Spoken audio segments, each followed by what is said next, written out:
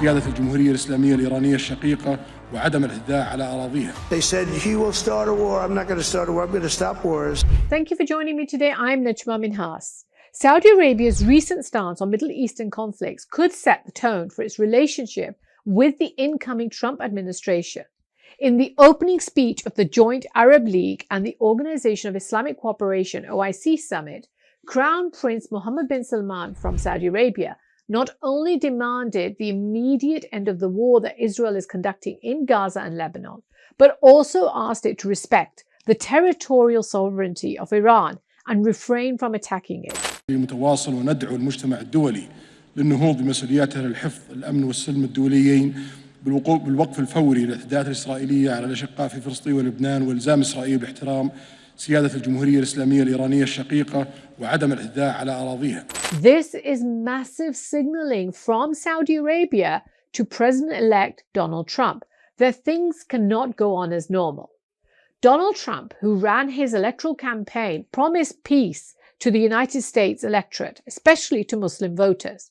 In the key battleground state of Michigan, the Muslim vote for Trump ensured his victory there. They said he will start a war. I'm not going to start a war. I'm going to stop wars. Saudi Arabia, and in particular Crown Prince Mohammed bin Salman, known as MBS, could end up playing a significant role in the coming Trump administration due to a number of factors.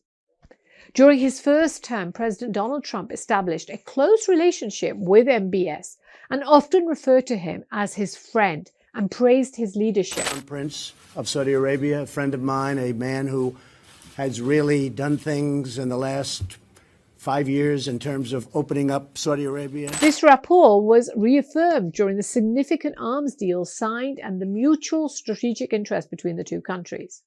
Significantly, in 2017, President Trump's first foreign visit was to Saudi Arabia.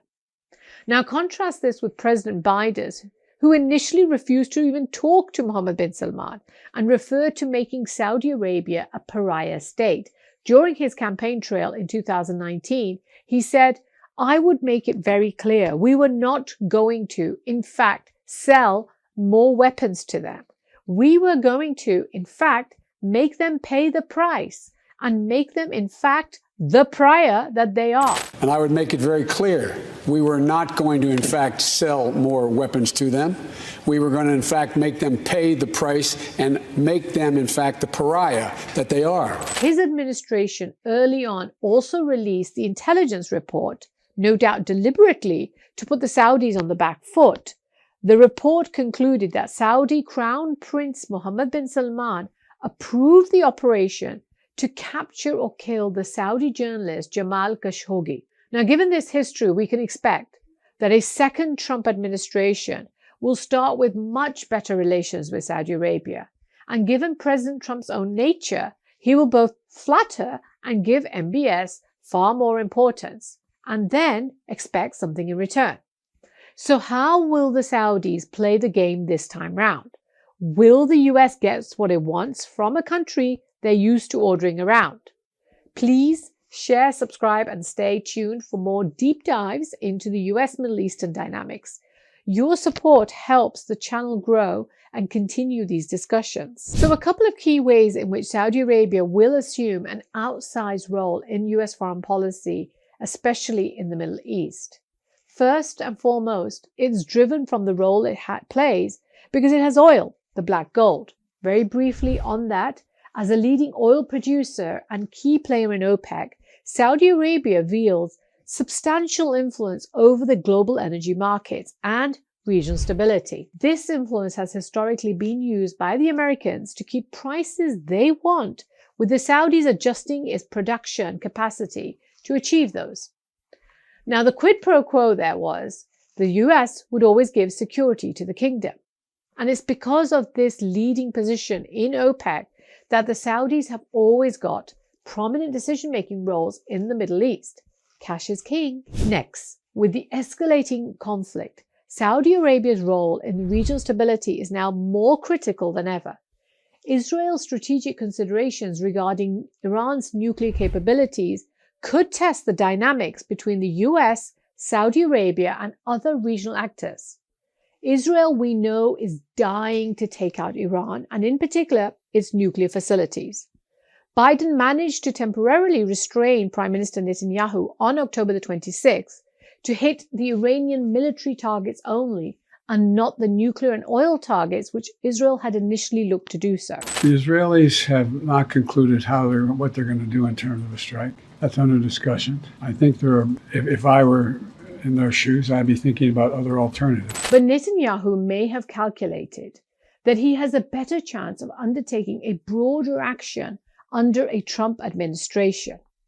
Trump is known for having no lost love for Iran. The first thing that President Trump did last time in his administration was to get rid of the Joint Comprehensive Plan of Action, the JCPOA, commonly known as the Iran nuclear deal, that Iran had signed under Obama in 2015. And the deal had aimed to ensure that Iran's nuclear program remained exclusively peaceful by imposing limitations on its nuclear activities in exchange for lifting the nuclear-related sanctions.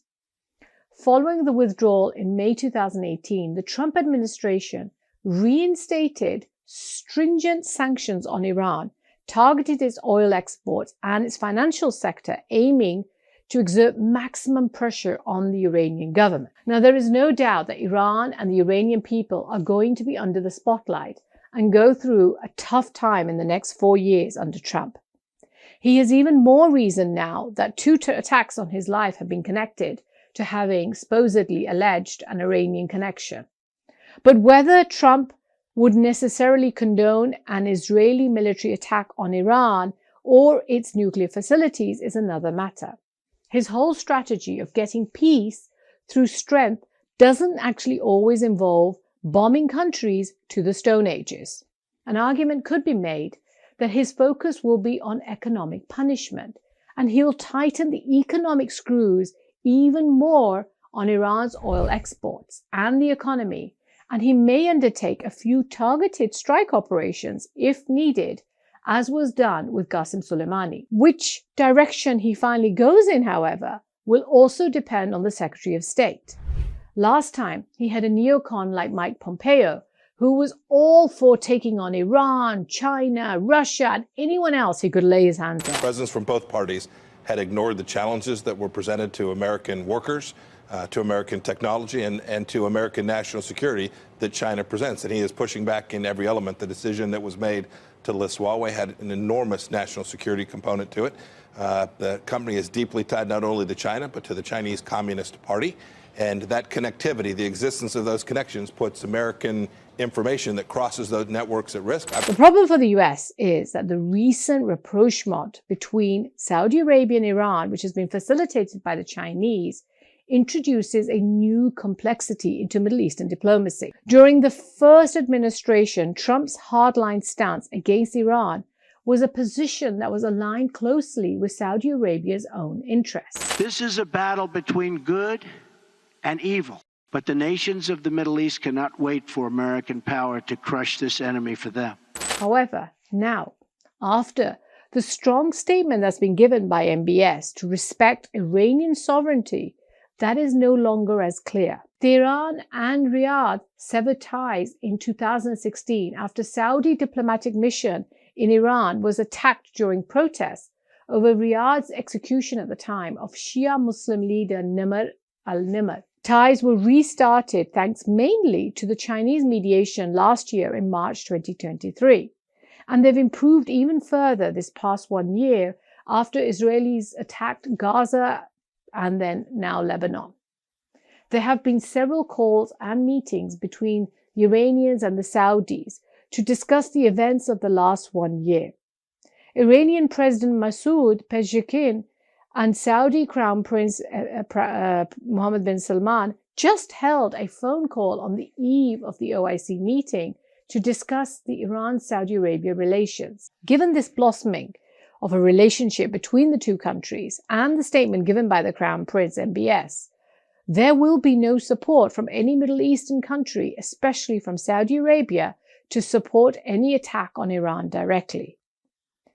How do you see Saudi Arabia's improved ties with Iran complicating Trump's plans for the region? do leave a comment below. On the other hand, Saudi Arabia's adversarial relationship with Hezbollah, due to the ideological differences, the Shia-Sunni factor, and regional conflicts, aligns with the United States' interests perfectly in countering the group's regional influence. Hezbollah's support for the Houthis and for the Assad regime has been a point of contention between the Saudis and Hezbollah. So the Saudis will be very happy about the Israelis taking it down several pegs. And here we can see that consensus between the United States and Saudis playing out. We can also expect that Trump will be very keen that he gets his deal of the century, as he's categorized the normalization of relationships between the Saudis and the Israelis. This has obviously been made much more difficult post-October the 7th, and the statements by the Crown Prince that Saudi Arabia would not establish diplomatic relations with Israel until an independent Palestinian state with East Jerusalem as its capital is achieved.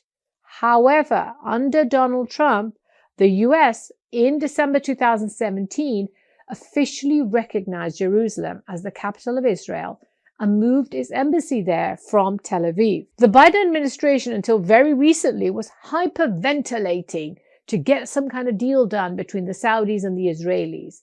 But the deal is on pause. And the question is how to give Saudis that face to do it. They have to be able to sell it to their Muslim population. When they sign it, it truly will be a historic deal of the century. Unlike the Abrahamic Accords that were signed with the other Middle Eastern countries, who are basically some itty-bitty players in the region and in the Muslim psyche. Now comes in the arms factor.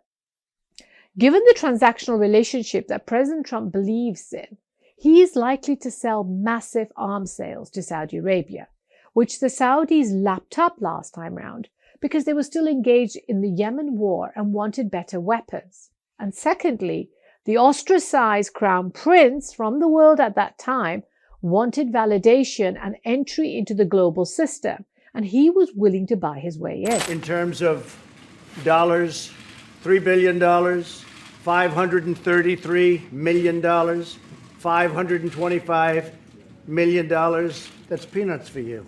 Should have increased it. In May 2017, the Saudis bought US arms valued at approximately $110 billion immediately, with potential agreements totaling up to $350 billion over 10 years. It included tanks, combat ships, missile defense systems, and cyber technology. And even as President Trump was leaving office on December the 29th, 2020, the State Department approved the potential sale of another 3,000 precision-guided munitions to Saudi Arabia, which was valued at close to $300 million. This decision was part of the administration's broader strategy to support Saudi Arabia's defense capabilities. So no doubt the Saudis will get many more this time around as well. There have been discussions of Middle Eastern countries sending troops into Gaza to take over the security. The idea has faced resistance from the Middle Eastern countries so far, but given Trump has historically advocated for nations to increase their contributions to defense, the US may sell weapons to the Saudis, whilst at the same time persuading them, along with other Muslim countries, to play a military role in Gaza. On a side note, Pakistan Army, which is always willing to sell itself for some money, will no doubt jump if the Saudis beckon. However, while the US is still the Saudis' primary supplier of arms, they have significantly diversified as well to France and Italy, and most importantly to China. In November 2022, the Saudis concluded a $4 billion arms deal with China, which encompassed the purchase of drones, ballistic missiles, and directed energy weapons, along with technology transfer agreements for indigenous manufacturing. This makes the US very unhappy, and it's this relationship which will be the significant talking point between the two countries. So now we come to the China factor. Will Trump's administration sway Saudi Arabia away from China? The big question is, for the US-Saudi relationship, that the growing relationship that the Saudis have with the Chinese, that they won't be giving up that leverage very easily. In 2022, the two nations elevated their ties to what is known a comprehensive strategic partnership. This is the highest level in China's formal ranking of relations between countries. The Saudis are engaged in several projects with the Chinese, especially in the BRI.